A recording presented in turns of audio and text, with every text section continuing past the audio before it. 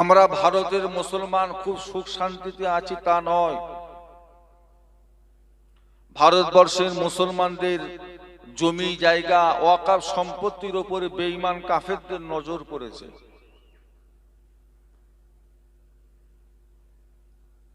ভারতবর্ষের মুসলমানদের এখন একটা আল্লাহর তরফ থেকে কঠিন পরীক্ষার সম্মুখীন হতে হচ্ছে।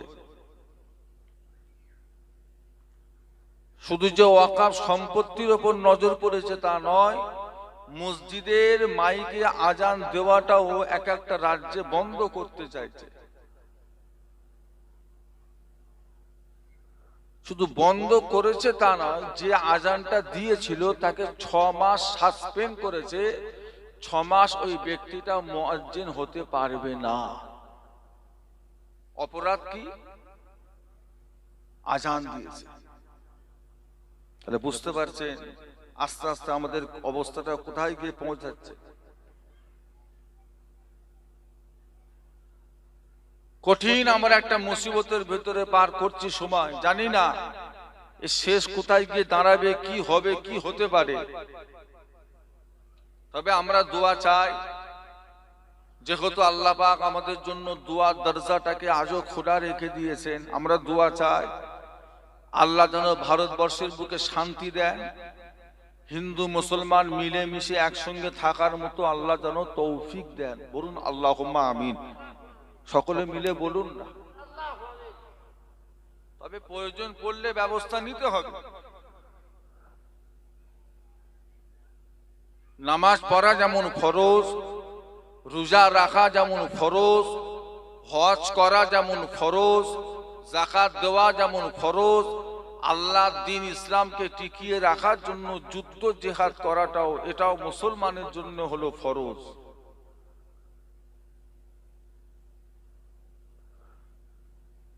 সব জায়গায় জান বাঁচানো চলে না, কিছু কিছু জায়গায় ঈমান বাঁচাতে হয়। আমরা সচরাচর জানি জান বাঁচানো ফরজ, আমরা জানি জান বাঁচানো ফরজ, কিন্তু সব জায়গায় জান বাঁচানো ফরজ নয়। কিছু কিছু জায়গা আছে যেখানে ঈমান বাঁচানো, দাজ্জালের সামনে জান বাঁচানো ফরজ না ঈমান বাঁচানো ফরজ? কোনটা? ঈমান। জান যা, ঈমান বাঁচাতে হবে। আপনার ঘরের সামনের মসজিদে যদি ভাঙচুর হয়, অশান্তি করে, শয়তানি করে, বাদরামি করে, আপনি চুপচাপ দাঁড়িয়ে দাঁড়িয়ে দেখবেন? ওই রকম পজিশন যদি আসে, ওই রকম যদি হয়, সেখানে আমাদের জান বাঁচানো ফরজ না ঈমান বাঁচানো ফরজ? ঈমান বাঁচানো ফরজ। আজকে সাহাবারা যদি জান বাঁচানো ফরজ মনে করে ঘরে যদি শুয়ে থাকতেন, এতদূর ইসলামটা এসে পৌঁছাতো না, কবে মিটে যেত। আল্লাহ তো সাহায্য করেছেন, আপনাকে তো আগাতে হবে। কোথায় 313, কোথায় 1000-এর বেশি। উহুদের যুদ্ধের বদর, ইসলামের প্রথম যুদ্ধের নাম হলো বদর। মুসলমানদের সাহাবার সংখ্যা ছিল 300 আর কাফেরদের সংখ্যা ছিল 1000-এর বেশি। এরা 300 জন সাহস করে আগিয়েছে, আমরা আল্লাহ তাদের উপরে সাহায্য করে দিয়েছে, জিতে গেছে।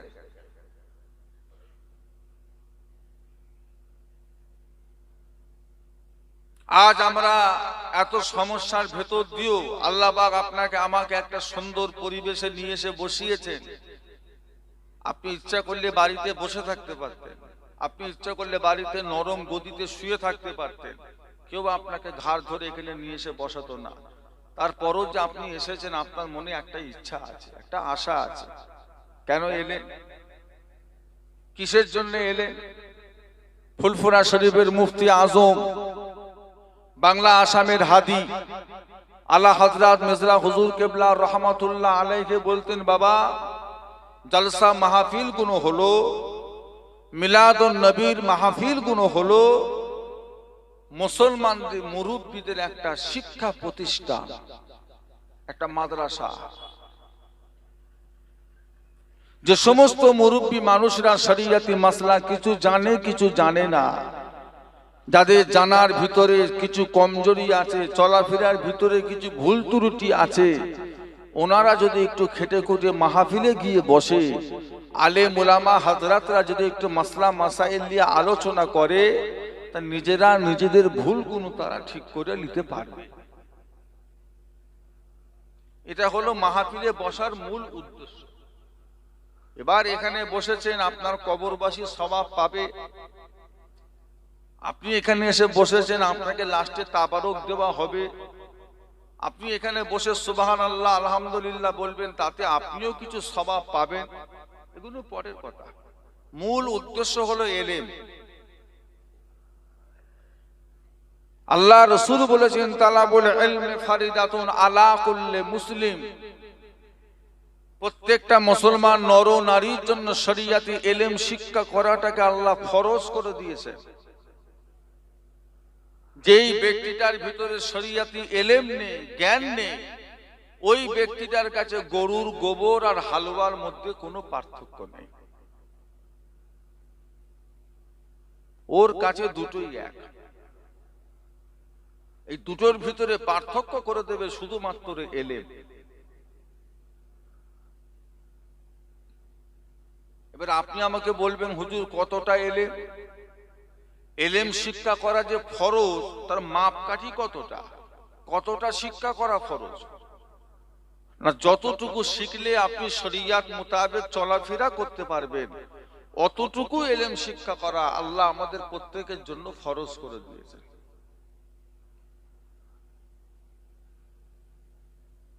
শুধু বিয়ে করলে হবে না, মাকেও ভালোবাসা যায়, বোনকেও ভালোবাসা যায়, নিজের মেয়েকেও ভালোবাসা যায়, নিজের বউকেও ভালোবাসা যায়। তাহলে কি সব ভালোবাসা এক? আপনি আপনার বউকে ভালোবাসতে বাসতে যদি বলে ফেলেন, জানো তোমার পেটটা দেখতে না অনেকটা আমার মায়ের মতো, তোমার পাটা দেখতে অনেকটা আমার মায়ের মতো, তোমার পিঠটা দেখতে অনেকটা আমার খালার মতো, আপনার বউ আর বউ থাকবে? বউ আর বউ থাকবে? আপনি বউয়ের উপরে রাগ করে যদি বলে ফেলেন, আজ থেকে তুই আমাকে দেখে পর্দা কর, আজ থেকে তোর বিছানা আলাদা আমার বিছানা আলাদা, আজ থেকে তোর হাতে রান্না খাওয়া আমার জন্য হারাম, রাগের মাথায় যদি এসব কথা বলে ফেলেন, বউ আর বউ থাকবে? তাহলে শুধু তালাক দিলেই যে তালাক হয় তা নয়, এমনও কিছু কথা আছে যে কথার দ্বারা অলরেডি তালাক পড়ে যায়।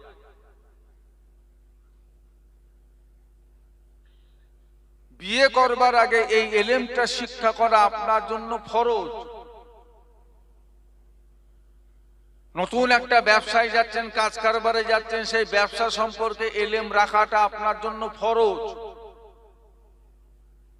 সেলুনের দোকান থেকে নিয়ে সোনার দোকান পর্যন্ত যাই করেন না কেন, সেই বিষয় নিয়ে ইলম রাখাটা আপনার জন্য হলো ফরজ। আপনি একটা মুসলমান হয়ে একটা বাজারে সেলুনের দোকান করেছেন, আর একটা মুসলমানের ছেলে আপনাকে গিয়ে বলছে, চাচা কি ভাই, আমার দাড়িটা একটু চেঁচে দাও তো। এখন আপনারা বলেন, একটা মুসলমান হয়ে আর একটা মুসলমানের দাড়ি চেঁচে দেওয়া যাবে? একটু হাঁ হু দেন, চলবে? সে যদি বলে আমি ব্যবসা করছি, অত হারাম হালাল বুঝিনি, ঈমান থাকবে? মুসলমানের ছেলে হারাম হালাল বুঝবে না তো বুঝবেটা কি? আপনি একটা সোনার দোকান করেছেন, সোনার দোকান, গ্রামের একটা মহিলা আপনাকে সোনার একটা আংটি বন্ধক রেখে আপনার থেকে কিছু টাকা নিল। টাকা যখন পরিশোধ করতে গেল, আপনি তার থেকে 500 টাকা বেশি নিলেন। এই টাকাটা হালাল হলো না সুদ হলো? কথা বলে, এটা হালাল হলো না হারাম হলো? তাহলে এখন উনি যদি বলে, আমি এই সোনার আংটিটা যে 6 মাস পাহারা দিয়ে রেখেছি, তার জন্য কি আমি কিছু পাবো না? তোমার যদি উনি খুশি করে কিছু দেয় তো দিতে পারে, আর তুমি যদি মনে করো রাখবো না, রাখতে পারবে না, তা বলে 500 টাকা ধার দিয়ে 600 টাকা নেওয়াটা ওটা কি হবে? তাহলে আপনি যেদিকেই যান না কেন শরিয়াতি এলেমের আপনার প্রয়োজন। এবার এলেমের ভিতরে কিছু ভাগ আছে,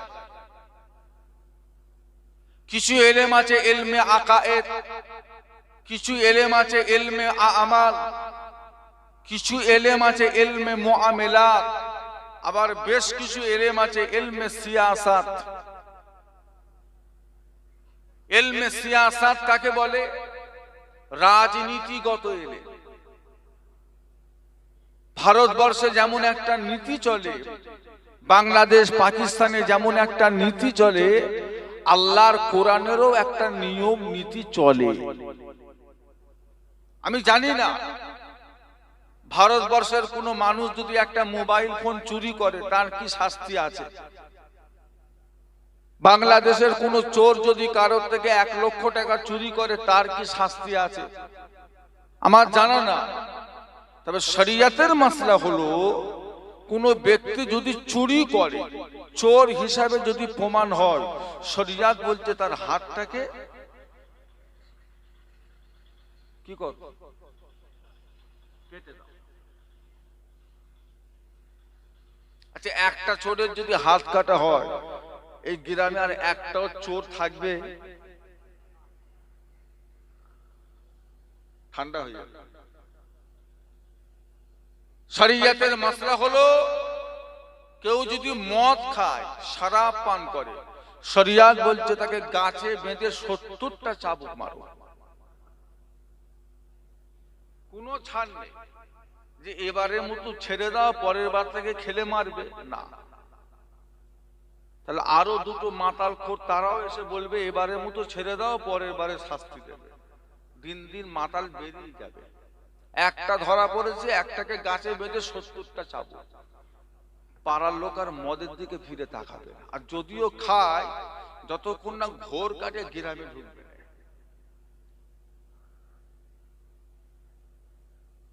শরিয়তের মাসলা হলো কেউ যদি জেনা করে, পরকিয়া করে, জেনা করে, বিবাহিত কিংবা আইবুড়ো যদি জেনা করে, তাকে কোমর পর্যন্ত পুঁতে পাথর মেরে মেরে মেরে ফেলে। বুঝতে পারছেন না? এটা শরিয়তে আল্লাহর কোরআনের হুকুম। যদিও আমাদের দেশে এই নিয়ম নীতি চলে না, তবে শিক্ষাটা রাখা হলো ইমানদারের জন্য ফরজ। দ্বিতীয় নাম্বার হলো ইলমে মুআমালাত। মুআমালাত মানে হলো সম্পর্ক। আল্লাহ পাক আমাদের জন্য দুনিয়ার বুকে একটা মুসলমান আর একটা মুসলমানের সম্পর্কে আল্লাহ ভাই করেছেন। তবে একটা মুসলমান মহিলা আর একটা মুসলমান আল্লাহ ভাই বোন সম্পর্ক করেছেন। তবে আল্লাহ আমাদের জন্য কিছু মহিলাকে বিয়ে করা হালাল করেছেন, আবার বেশ কিছু মহিলাকে বিয়ে করা আল্লাহ আমাদের জন্য হারাম করে দিয়েছেন। কিছু মহিলার চেহারা দেখাটাকে আল্লাহ জায়েজ করেছেন, কিছু মহিলাকে পর্দা করাটাকে আল্লাহ ফরজ করে দিয়েছেন। এই বিষয়ে ইলম রাখাটা প্রত্যেকটা ইমানদারের জন্য হলো ফরজ। সবার ঘরে আপনি ঢুকতে পারবেন না, সবার বাড়িতে আপনি প্রবেশ করতে পারবেন না, আর সব মহিলাকে ইচ্ছা করলে আপনি বিয়ে করতে। 14টা মহিলাকে বিয়ে করা আল্লাহ হারাম করেছেন, 14 রকমের মহিলা। নিজের বোন, নিজের বোনের মেয়ে, নিজের ভাই, নিজের ভাইয়ের মেয়ে, নিজের খালা,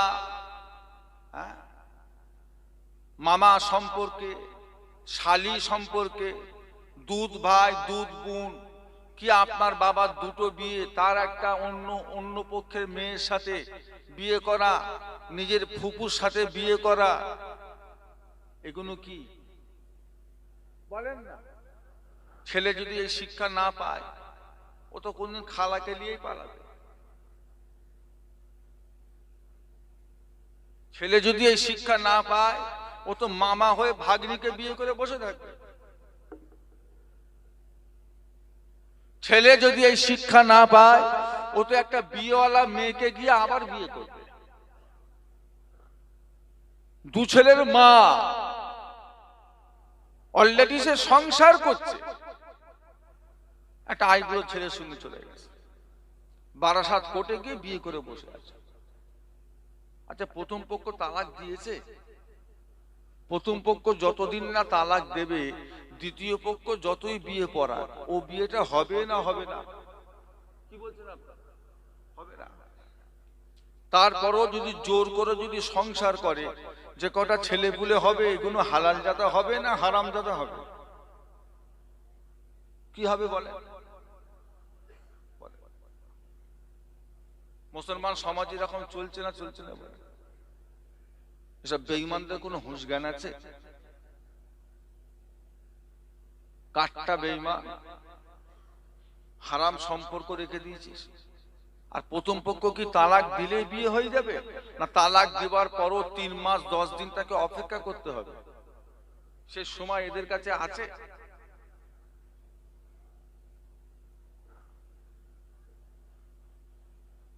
ইলমে আমাল, ইবাদতগত ইলম। আল্লাহ আমাদের জন্য কিছু ইবাদতকে ফরজ করেছেন, কিছু ইবাদতকে আল্লাহ পাক ওয়াজিব করেছেন, কিছু ইবাদতকে আল্লাহ পাক আমাদের জন্য সুন্নত করেছেন, কিছু ইবাদতকে আল্লাহ আমাদের জন্য নফল করেছেন। তবে আগে দরজা কোনটা বলেন না?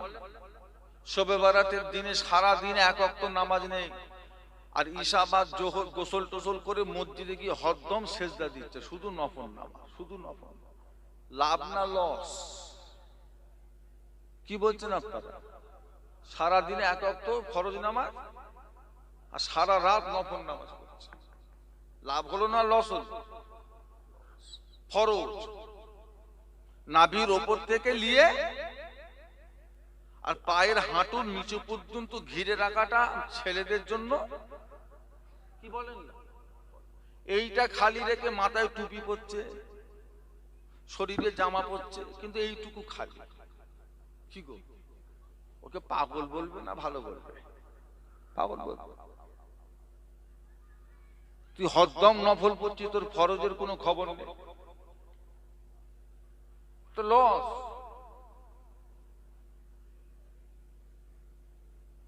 জুমার দিনে মসজিদে যাচ্ছে, শুধু 2 রাকাত ফরজ নামাজ পড়ে পালাচ্ছে।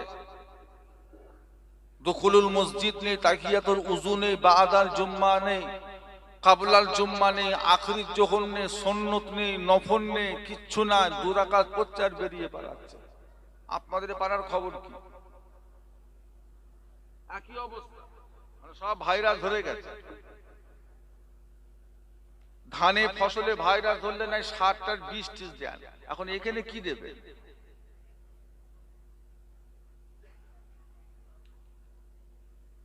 বলে এক নাম্বার ইলম হলো ইলমে আকায়েদ, বিশ্বাসগত ইলম। বিশ্বাস। মুসলমান শুধু টুপি পরে আমরা মুসলমান নয়, শুধু মুখে দাঁড়িয়ে রেখে আমরা মুসলমান নয়, শুধু শরীরে জুব্বা পরে আমরা মুসলমান নয়। মুসলমান হতে গেলে কিছু জিনিসকে অন্তরে বিশ্বাস করতে হয়, মুখে স্বীকার করতে হয় এবং কাজে করে দেখাতে হয়। তাকে বলা হবে কি? মুসলমান। কটা জিনিস অন্তরে বিশ্বাস করলে মুসলমান হওয়া যায়?